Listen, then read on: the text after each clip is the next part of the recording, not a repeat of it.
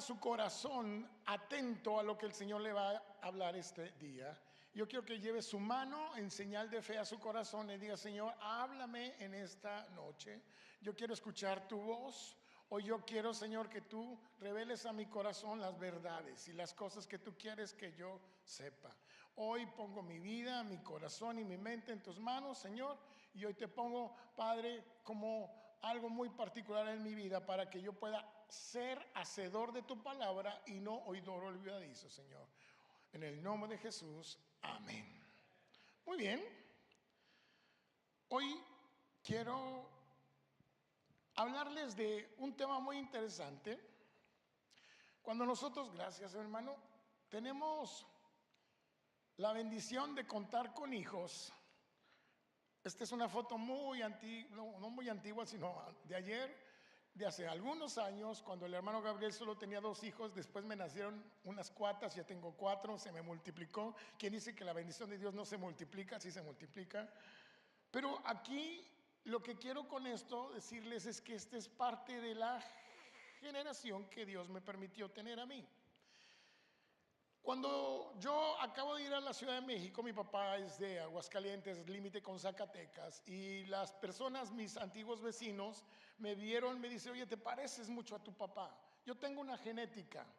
Mis hijos, gracias a Dios, se parecen a mi esposa. Gracias a Dios tienen una genética mejor. Pero la verdad es que la herencia es algo muy hermoso.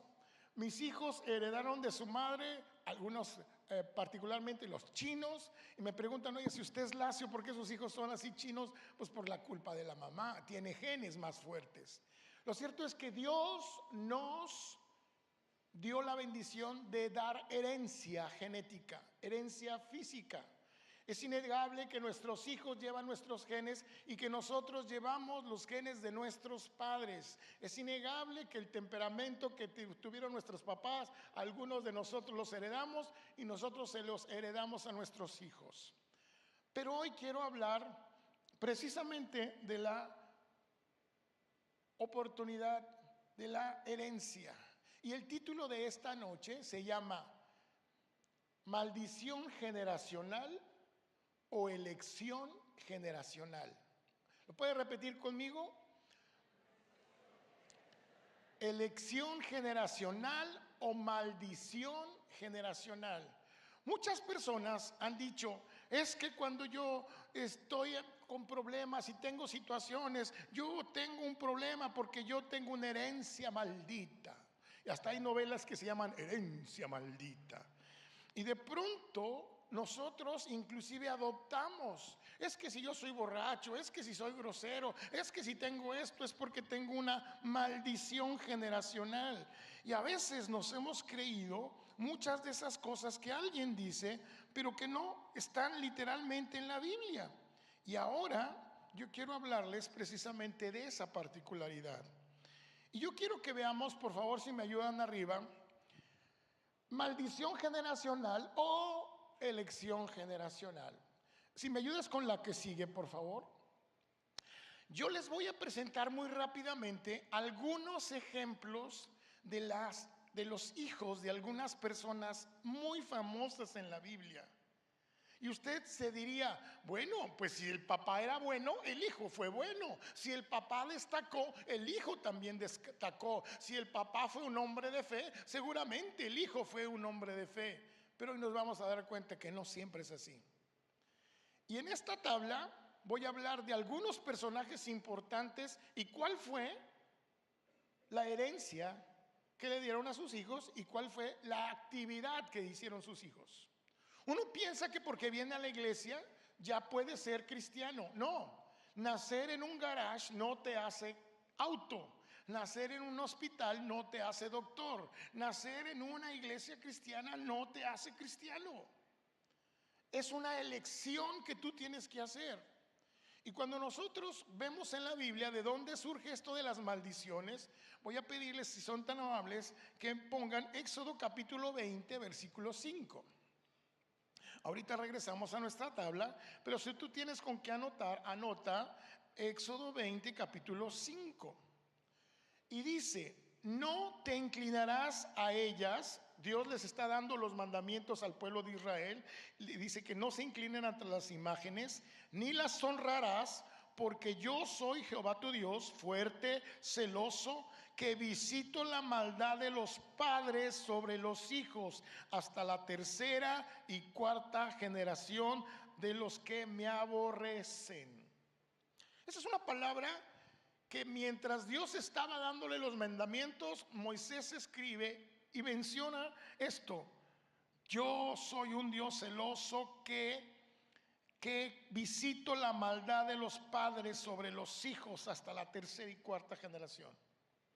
No todas las palabras son para todos nosotros. Esta palabra en particular fue para el pueblo de Israel.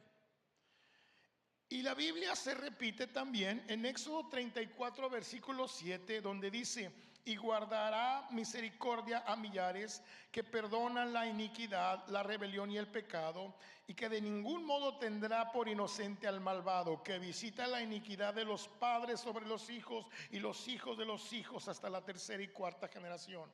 Así se repite todo esto en el Pentateuco: Éxodo, en Números 14, 18, en Deuteronomio 5 del 9 al 10, Deuteronomio 7, 9 y 10, y todas estas partes en el Pentateuco, que son los primeros 5 libros de la Biblia, que no todos esos fueron escritos para nosotros, sino para el pueblo de Israel. Les dice: yo voy a visitar la maldad de los padres sobre los hijos hasta la segunda y tercera de generación, de tal manera que Dios les dice: no te inclines ante dioses, no tengas idolatría, porque entonces va a venir una maldad sobre ti. Y cuando nosotros entendemos este pasaje, decimos: sí hay maldiciones hasta la segunda o hasta la tercera generación. Y a veces nosotros tomamos la Biblia literal y no entendemos qué quiso dar a entender el autor. Dios inspiró la palabra de Dios, no la dictó.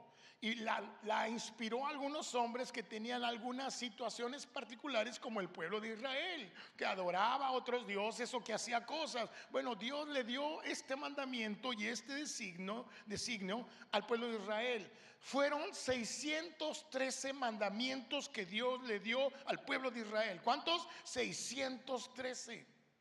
Y cuando usted ve cada uno de los mandamientos, hay algunos muy raros, pero bueno, no fueron para nosotros. Esa era la ley que Dios puso. Pero después de un tiempo determinado, después de que la gente pensaba que yo soy malo porque Dios me castiga, yo soy malo porque mi papá fue malo, porque mi abuelo fue malo, porque dice la Biblia que la segunda y la tercera generación, entonces yo vengo de una generación maldita. Todos mis genes vienen maldecidos porque mi papá era maldecido. Pero entendieron mal el concepto que Dios quería. Y entonces Dios levantó un profeta llamado Ezequiel.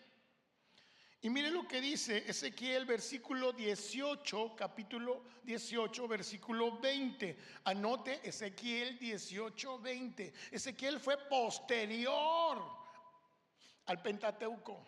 ¿Y qué dice Ezequiel? Solo el que peque merece la muerte. Ningún hijo pagará por el pecado de su padre, ni tampoco ningún padre pagará por el pecado de su hijo. El hombre justo será juzgado por su justicia, y el malvado será juzgado por su maldad. En otra versión dice: el alma que pecare, esa morirá. El hijo no llevará el pecado del padre, y el padre llevará el pecado, y tampoco el padre llevará el pecado de su hijo. La justicia del justo será sobre él, y la impiedad del impío será sobre él.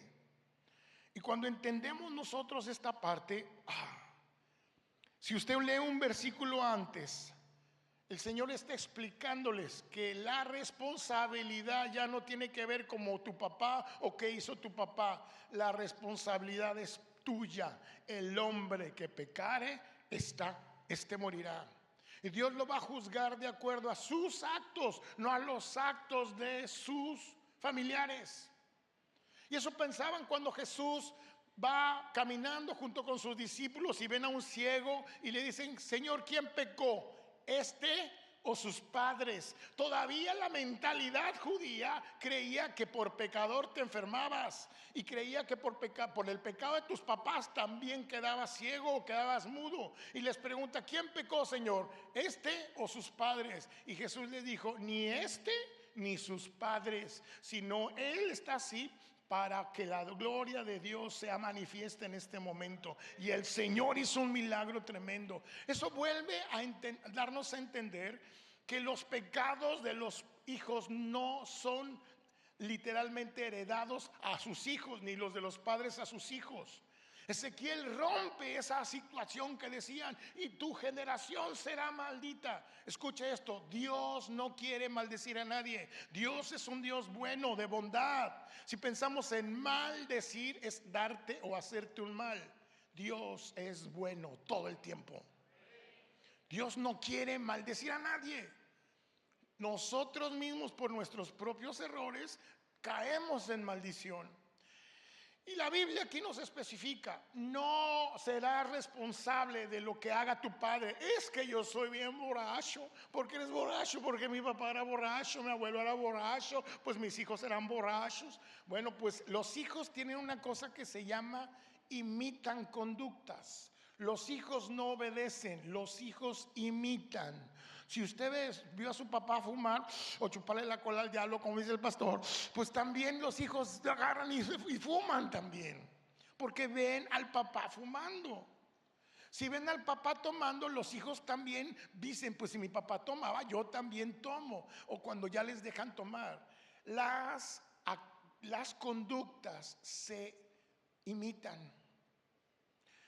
Aunque usted no crea, cuando menciona instruye al niño en su camino, no dice en el buen camino, solo dice en el camino. Tú lo puedes instruir en un camino malo y cuando sea viejo no se apartará de él, o lo puedes instruir en un camino bueno para que cuando sea viejo no se aparte de él. Pero lo puedes instruir, instruye. Y la instrucción es responsabilidad de los papás. Los papás necesitan instruir a sus hijos, pero aunque instruyan los papás a sus hijos, los hijos tienen su propia decisión. Digan conmigo: los hijos, otra vez, los hijos tienen su propia decisión. Por más que el papá quiera ayudarlos, por más que el papá quiera apoyarlos, los hijos tienen su propia decisión. Y aunque el papá haya sido muy bueno, a veces los hijos no son tan buenos. Hoy quiero empezar con el ejemplo de un padre, Adán. Adán no era una mala persona. Adán solamente pues tomó el fruto prohibido, pero él era un buen tipo. Adán le dio el nombre a los animales. Adán empezó a hacer cosas, pero tuvo un hijo llamado Caín y otro Abel. Y en la Biblia el primer asesinato registrado es el de un hijo de un hombre bueno, un hombre que se llenó de rencor y de envidia y mató a su propio hermano, un hombre llamado Caín. Porque si su papá no mató, si su papá no le dio ese ejemplo, ¿por qué él decidió matar a su hermano? Porque Dios nos da libre albedrío para elegir. Nosotros elegimos. Y cuando Caín eligió matar a Abel, usted lee Génesis, Dios se le aparece a Abel y le dice: no se ponga el enojo sobre tu corazón. Lo está persuadiendo para que no haga alguna tontería, pero a Caín no le importó. Caín como sea fue y mató a su hermano. Hay otro ejemplo, el que sigue, si me ayudas con la tablita por favor. Hay otro ejemplo que la Biblia nos enseña, que es Noé. Noé tenía unos hijos. La Biblia nos enseña en Génesis, en los primeros capítulos, que Noé, después de que el arca ya acababa de pasar el diluvio y encalla, dice la Biblia que tenían pues obviamente hambre y una serie de cosas. Dice que Noé de pronto vio las uvas y que se pone una envinada tremenda Noé, y que de tantas uvas, y yo creo que estaban algunas pues obviamente muy pasadas, pues se puso un poco borracho, un poco ebrio. Noé se emborrachó. Dice la Biblia que mientras estaba borrachito, pues estaba ahí. Ese hombre santo de Dios, es un hombre justo. Sí, también ellos hacen pipí, popó, sí, también no flotan, también se equivocan y también tienen hambre. Dios nos enseña esto y nos revela para que vean que se parece a nosotros. Y de pronto el santo de Noé está ahí dormido borracho. Y dice la Biblia que llega un hijo llamado Cam y ve la desnudez de su padre y se burla de él. Y cuando ve la desnudez de su padre, esa era una afrenta, el ver la desnudez de su padre. Y en vez de ayudarlo, se burló de él. Y dice que fue a decirle a sus hermanos, y sus dos hermanos vieron y de espaldas cubrieron a su papá y se lo llevaron. A través de la generación y las maldiciones, el papá podía maldecir al hijo y dice que maldice a Cam, el papá, no Dios, el papá Noé, maldice a Cam por haber hecho lo que hizo. Y muchos dicen que Cam son los de color, los morenitos, los negritos que están en África, pero yo no necesariamente puedo afirmar eso, pero hubo una maldición para él. Oye, si no era bueno, ¿por qué su hijo Cam no fue bueno? Bueno, eso nos demuestra que una persona no hereda lo bueno siempre a sus hijos. Vamos a ver otro ejemplo tremendo que a lo mejor usted nunca ha visto. La Biblia nos enseña que los hijos de Moisés, ¿Moisés tuvo hijos? Sí, tuvo hijos. El libertador de Israel, sí. El que abrió las aguas y que las plagas, sí, ese Moisés. El hombre que Dios usó, sí, ese Moisés. Tuvo hijos. Ve usted que dice Jueces capítulo 18, versículo 30 y 31. ¿Qué pasó con los hijos de Moisés? Y los hijos de Dan levantaron para sí la imagen de talla, o sea, un ídolo. Y Jonatán, hijo de Gersón, hijo de Moisés. Él y sus hijos fueron sacerdotes en la tribu de Dan hasta el día del cautiverio de la tierra. La que sigue. Ahora sí, así tuvieron levantada entre ellos la imagen de talla que Micaía había hecho todo el tiempo que la casa de Dios estuvo en Silo. ¿Esto qué significa? Que los hijos de Moisés, se cree que esa imagen es la serpiente y todavía siguieron adorando después a la serpiente que Moisés hizo de bronce. Los hijos y los nietos de Moisés, en vez de seguir el precepto de su padre, adoraron una imagen. Sí, los hijos de Moisés. Pero no, Moisés era un hombre justo. Sí, Moisés. Pero sus nietos y sus hijos eligieron otro Dios. Y en esa misma proporción vamos a ver otro ejemplo. Cuando Josué menciona, yo y mi casa serviremos a Jehová. Ese texto es muy bonito, pero la verdad que en la Biblia no nos menciona ningún hijo de Josué. La Biblia no menciona la generación de Josué. Yo no puedo afirmar si fue buena o fue mala, pero no menciona su generación. Y hay una generación particular que Dios levanta cuando ellos tienen un juez llamado Elí. Elí es un sacerdote de Dios. Vean lo que dice 1 Samuel 2:17. Elí era un sacerdote de Dios que cuidaba el templo, pero tenía unos hijos. Dice 1 Samuel 2:12. Los hijos de Elí eran unos malvados y no reconocían la autoridad del Señor. 1 Samuel 2:17. Este pecado de los jóvenes sacerdotes era muy grave porque no mostraban ningún respeto por las ofrendas del Señor. ¿Quiénes? Los hijos del sacerdote Elí. Y cuando mencionamos cómo murió Elí, la Biblia nos enseña en 1 Samuel 4, del 15 al 22, que Elí ya era de edad de 98 años y sus ojos se habían oscurecido de modo que no podía ver. Y de pronto llegan y le dan la noticia de que sus hijos han muerto y que capturaron el arca del Señor. Y entonces él cae muerto. Y cuando cae muerto, una de sus nueras que estaba ahí da a luz. Y es una escena muy triste porque en vez de estar alegre, ella dijo: la gloria del Señor fue traspasada en Israel porque ha sido tomada el arca de Dios. Esta historia la encontramos en 1 Samuel 4 del 15 al 22. O sea, los hijos del profeta Elí debían parecerse al profeta Elí, pero no, eran unos malvados. Hacían una serie de triquiñuelas en el templo y por eso murieron.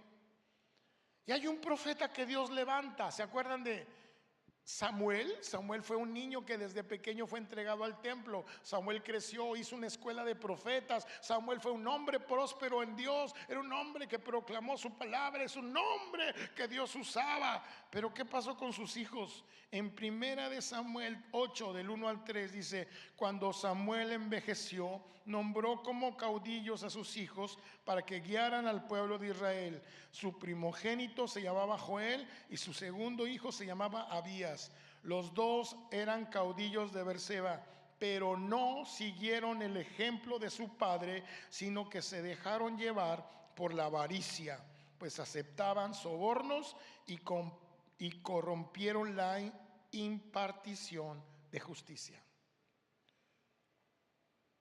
En esta tablita que ustedes tienen aquí también entran los hijos de Samuel. Un hombre poderoso y que Dios usó, pero sus hijos no eran correctos ante Dios. Sus hijos hacían cosas malas, por lo tanto tuvieron también que perecer. Oye, pero Samuel fue un profeta, pero Samuel estaba y ministraba en la casa del Señor. ¿Qué pasó con los hijos? ¿Elección o maldición? ¿Elección o maldición? Ok, siguiendo ese mismo curso, vemos entonces en la tablita, por favor, después de Josué viene Elí, después de Elí viene Samuel, y ahora toca el turno de David. David, sí, el que era conforme al corazón de Dios, era un hombre que escogido por Dios, es un hombre que agradó a Dios de tal forma. Pero la pregunta, él era un hombre bueno, ¿y qué pasó con sus hijos? Uno de esos hijos llamado Absalón, que amaba David mucho. Su hijo Absalón quiso destronar a su padre cuando era viejo, quiso quitarle el trono. ¿Y qué pasó con Salomón? Al que usted y yo decimos: wow, Salomón. Salomón al final, escuche esto, Salomón al final se puso a adorar a los dioses de las esposas que tuvo. Salomón, en vez de tomar decisiones correctas como Dios tenía, él se puso a hacer la casa de Dios. Si usted le ve en la Biblia, él hizo el templo de Dios. Sí, hizo el templo de Dios. Y vea usted cuánto hizo de su palacio. Su palacio hizo 3 veces lo que hizo el templo de Dios.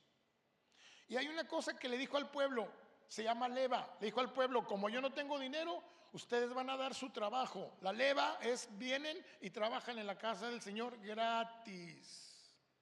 Hay cuenta que el pastor dijera: usted trabaja en el templo y usted va a poner mano de obra gratis, usted viene. Pero luego Salomón dice: ahora toca hacer mi palacio y ustedes van a volver a trabajar, a hacer mi palacio gratis. Oye, pero una cosa era la casa del Señor, pero Salomón forzó a la gente a trabajar para su palacio. Y eso no era correcto. Salomón no se parecía mucho a David. Salomón trató a las personas de manera dura. Nosotros leemos una parte de la Biblia: oye, el sabio Salomón, pero lea la Biblia completa y se va a dar cuenta que ese hombre era un rey que gobernó con cosas duras, tiranos, y al final hasta los ídolos de sus esposas adoraba. ¿Y qué pasó con los hijos de David? Tampoco fueron unos hombres guiados por Dios, unos hombres que hicieron lo que Dios quería. Ellos tomaron una elección. Y hay uno de ellos que es el hijo de Salomón. El que sigue, Salomón tuvo un hijo, se llamaba Roboam, que tampoco fue muy bueno con el pueblo de Israel.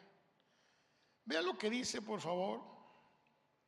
Cuando nosotros vamos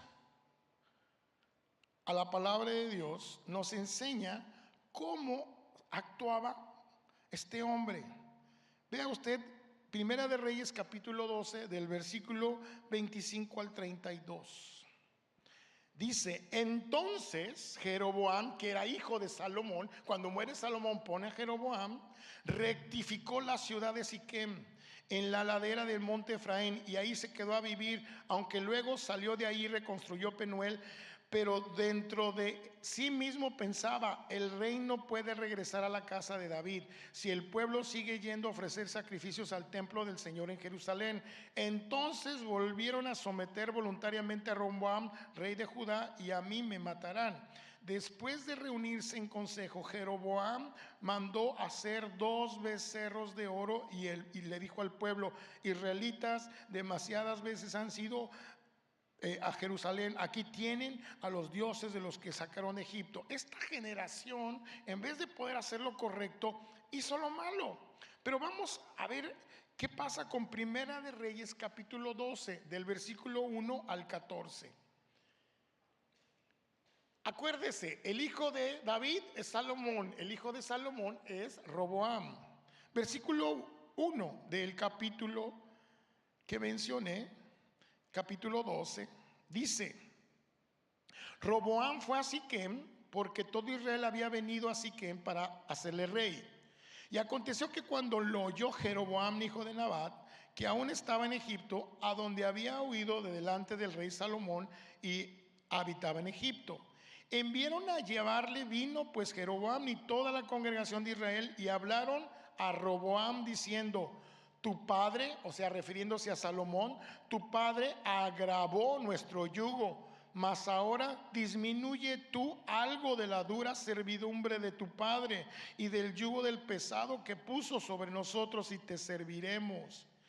Y él les dijo, Roboam les dijo: idos, y aquí en 3 días volved a mí. Y el pueblo se fue.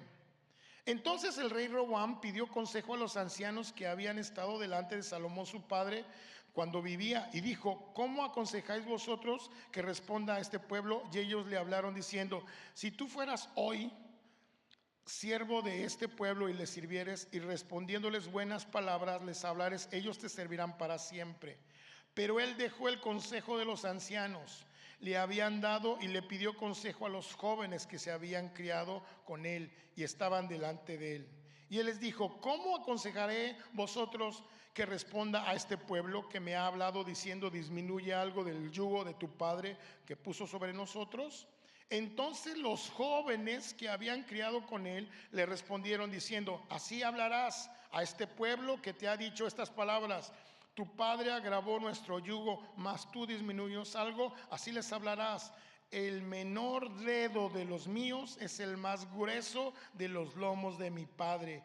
Ahora pues mi padre os cargó de pesado yugo, mas yo añadiré a vuestro yugo. Mi padre os castigó con azotes, mas yo os castigaré con escorpiones.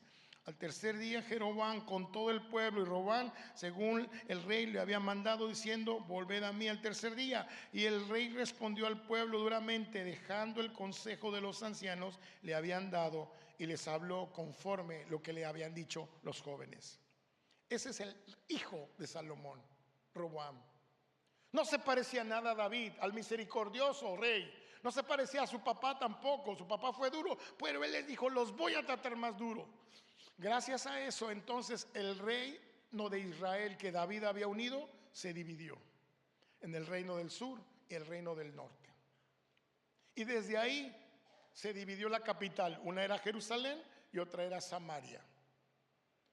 Estos hijos no hicieron lo bueno de sus padres. Y la Biblia nos enseña muchos ejemplos. El hijo del mismo Jacob, llamado Rubén, se metió con la esposa de su papá. Porque la Biblia no menciona que entonces la maldición del papá fue del hijo, sino habla de bendición. Pero la bendición, igual que la maldición, es una elección. Yo elijo ser bendecido o ser maldecido. Yo elijo. Dios quiere siempre bendecir.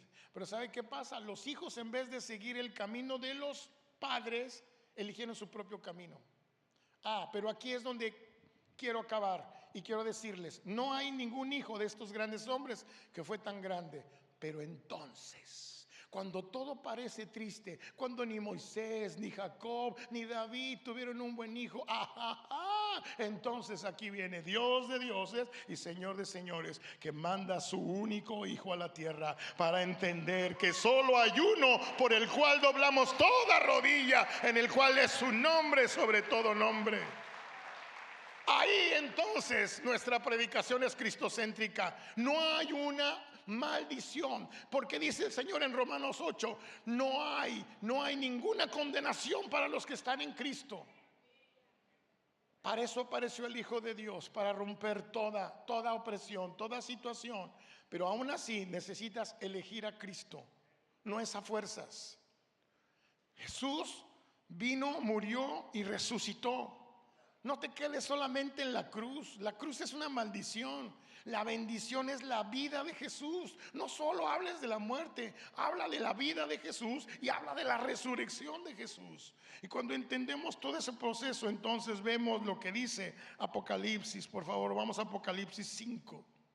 Miren lo que dice Apocalipsis 5, hablando del Rey de Reyes y del Señor de Señores.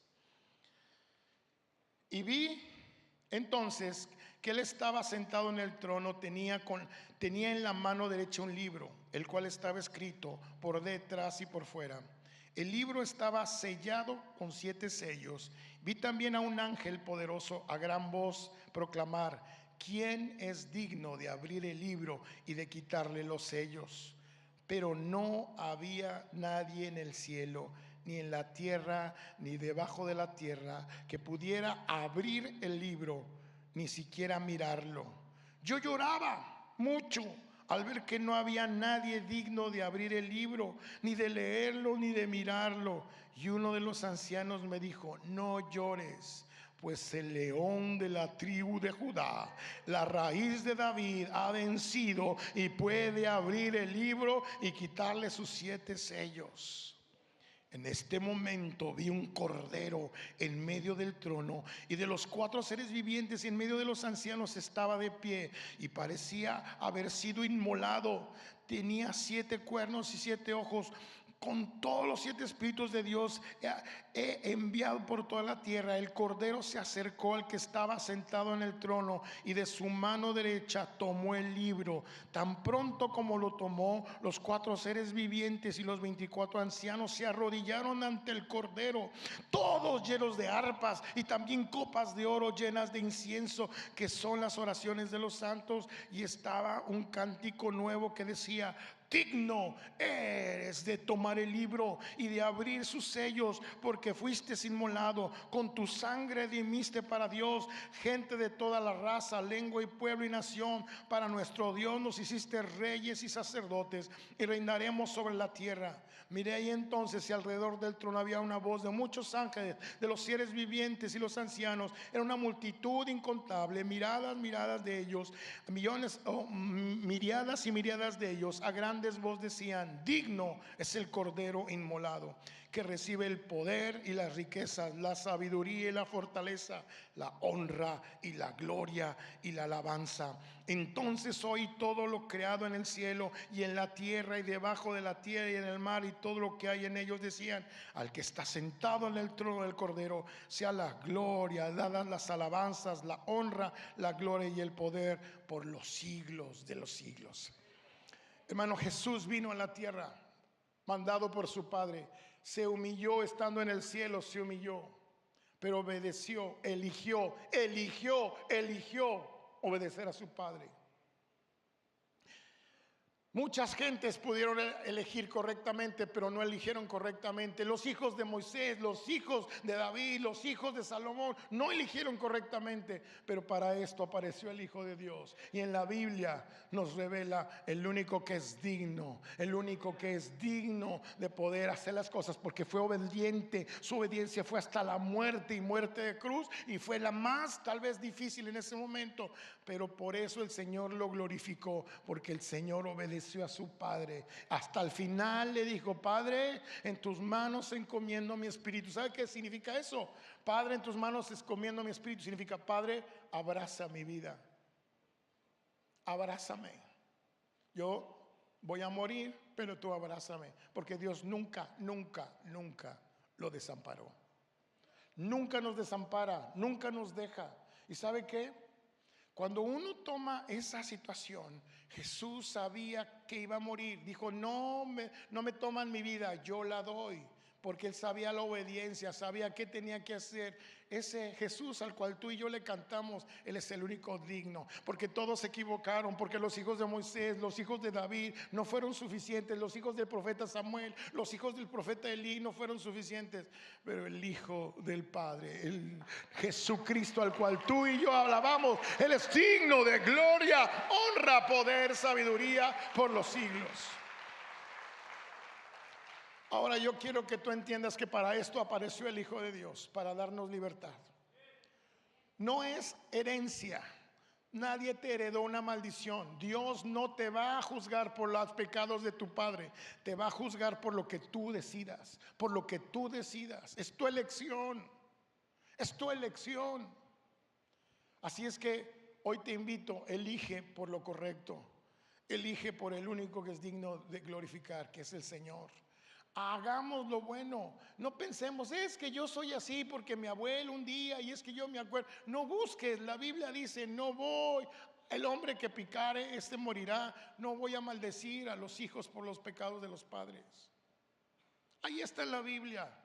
Hoy yo te quiero decir que precisamente para eso apareció el Señor, para que tú no te sientas condenado ni en una herencia. Es que mi abuelo fue brujo, es que mi abuelita era del niño Fidencio. Deja eso. Para eso el que está en Cristo nueva criatura es. Las cosas viejas pasaron, todas son hechas nuevas.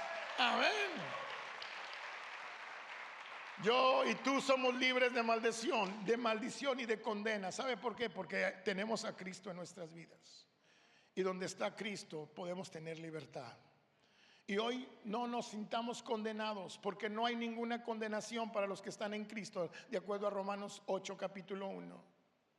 El Señor no vino a condenarte, el Señor no vino a juzgarte, vino a liberarte. Vino a amarte para que tú fueras salvo. Y sabe que a veces piensan que el amor de Dios se merece, y el amor de Dios se compra. Ni se merece ni se compra. Tú no puedes hacer nada para que Dios te deje de amar. Escuchen esto, muy fuerte. Tú no puedes hacer nada para que Dios te deje de amar. ¿Quién te podrá separar del amor de Dios? No tú por Él, Él por ti. Ni lo ancho, ni lo grande, ni lo futuro, ni lo pasado. Nada te podrá separar del amor de Dios. Él te ama, Él te ama, Él te ama, Él te ama, Él te ama. Ese es nuestro Dios. Ahora nuestra responsabilidad es elegir correctamente. Elige bien. Elección generacional. Si tu papá fue malo, si tu mamá fue perversa o tus hermanos, hoy te toca elegir a ti. Está comprobado que hay un porcentaje muy grande de personas que tal vez imitan a sus padres, pero hay otro porcentaje de papás y de personas que no quieren ser como su generación. Dios te escogió, escucha, Dios te escogió para hacer luz, para hacer la diferencia. Dios te sacó de las tinieblas para venir a la luz admirable, porque Dios pensó en ti, porque tiene un plan para ti, porque Dios sabía que tú eras la luz del mundo y la sal de la tierra. Ahora, si Él tiene un plan, Él no te va a condenar. Él va a querer que tú elijas correctamente. Dios no puede elegir por ti. Dios te dio libre albedrío. Elige correctamente, por lo bueno, por lo justo, por lo honesto. En esto pensar.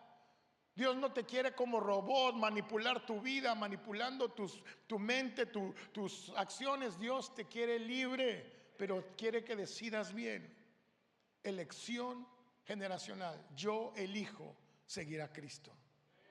Yo elijo seguir a Cristo. He decidido seguir a Cristo. He decidido seguir a Cristo. He decidido seguir a Cristo. No vuelvo atrás, no vuelvo atrás. Aunque me llamen un aleluya, aunque me digan que de castrar la fe, huye, huye el aleluya, no importa. Aunque mi familia me critique, Aunque en el trabajo se burlen de mí por ser cristiano. Aunque en la calle me rechacen por cuando les comparto de Cristo. Aunque a veces hay problemas y hay situaciones en la vida. Yo he decidido seguir a Cristo. Yo he decidido seguir a Cristo. Yo he decidido seguir a Cristo. No vuelvo atrás. No vuelvo atrás. Cierra tus ojos ahí donde estás.